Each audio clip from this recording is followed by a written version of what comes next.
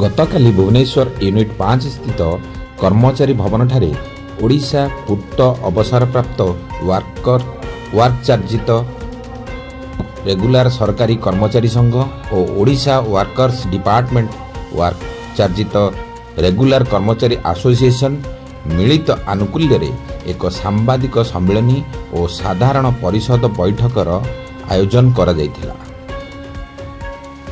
एही सम्मेलन रे पूर्वतन सांसद प्रियदर्शी मिश्र योगदान करथिले। भुवनेश्वर आम प्रतिनिधि पुष्पलता रिपोर्ट कलिंग ओडिशा न्यूज।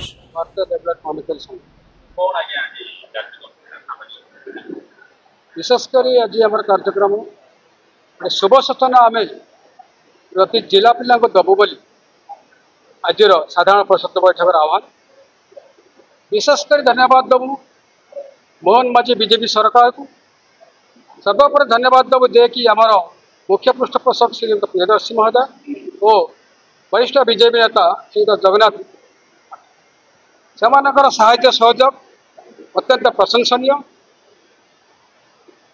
सदा सर्वदा आम प्रियदर्शी बाबू आजिकार परिचय नुहति दीर्घ 20 वर्ष तलु से आम संगठन सहित रही ओतप्रोत भाव जड़ित एवं संगठन प्रत्येक सांगठनिक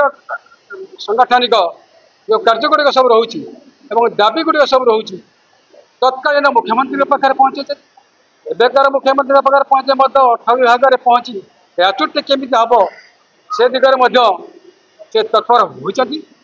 तेणु आम सरकार को समर्थन दवा सहित आम प्रियदर्शी को समर्थन दौर जगा बाबू आसीना जगा भाई आम समर्थन दबू। सर्वोपरि आम कहना चाहूँ ये गोटे आउ गोटे दाबी रही 3 गोटे दाबी मध्य पेंशन प्रदीप कुमार पाणिग्राही नामक जन वर्कर्स कर्मचारी से बर्तमान पेंशन पाइबा जाऊँगी से 11-12 लक्ष 52,000 टंका से बर्तमान पेंशन पाइबे हिसाब सरला सी आम भाई जड़े होती दक्ष माने जोड़ा कहते दक्षता माने कर्मचारी भली बहुत कर्मचारी आज पेंशन पाइबा अपेक्षा अच्छा। या छड़ा 122 जन कर्मचारी बर्तमान सुप्रीमकोर्ट निष्पत्ति आनी सारे से पाइबे।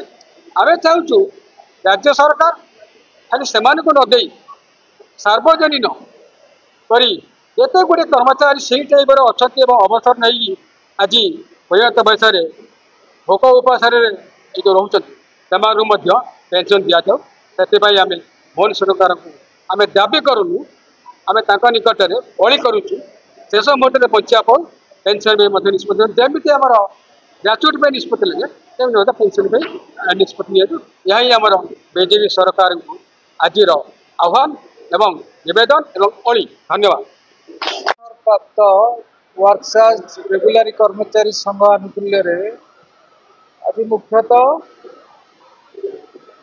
से ग्राच्युटी एवं सरकार पाखे जहाँ रही दाबी से संबंध में आलोचना होती प्राय ओडिशार 22 जिलूर पूर्त वर्कचार्ज कर्मचारी मान जोगदे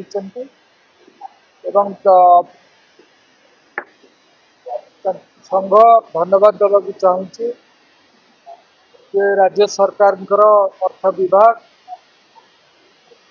ग्राच्युटी को मंजूर कर केवल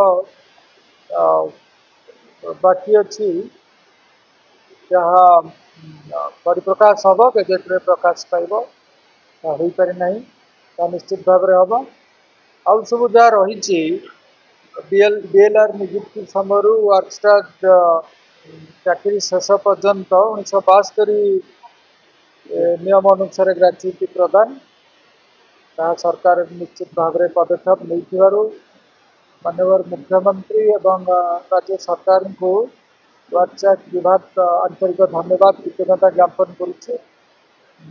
विभिन्न समय संघ वर्कचार्ज मान काम कर बीएलआर नियुक्ति ठार आरंभ कर वर्कचार्ज पर्यंत जो भाव में संघ निरंतर भाव में काम कर आर्थिक विकास एवं समानकर चाकरी स्थायित्व कर संघ को जो रही ସେମାନଙ୍କର ପ୍ରୟାସ ତାକୁ ଧନ୍ୟବାଦ ଜଣାଉଛେ। ଆଉ ଯେଉଁ ଛୋଟ ମୋଟ କିଛି ରହିଛି ଅବ୍ୟବହୃତ ଛୁଟି ଉପରେ ଦରମା ପ୍ରଦାନ ଏସବୁ ସରକାରଙ୍କ ନିବେଦନ କରାଯାଇଛି, ଏତେ ଆକର୍ଷଣ କରାଯାଇଛି। ତେଣୁ ପୂଜା ପୂର୍ବରୁ ସରକାର ଯେଉଁ ନିଷ୍ପତ୍ତି ନେଇଛନ୍ତି ସଂଘ ତାକୁ ସ୍ୱାଗତ କରିଛି, ଧନ୍ୟବାଦ ଜଣାଇଛି।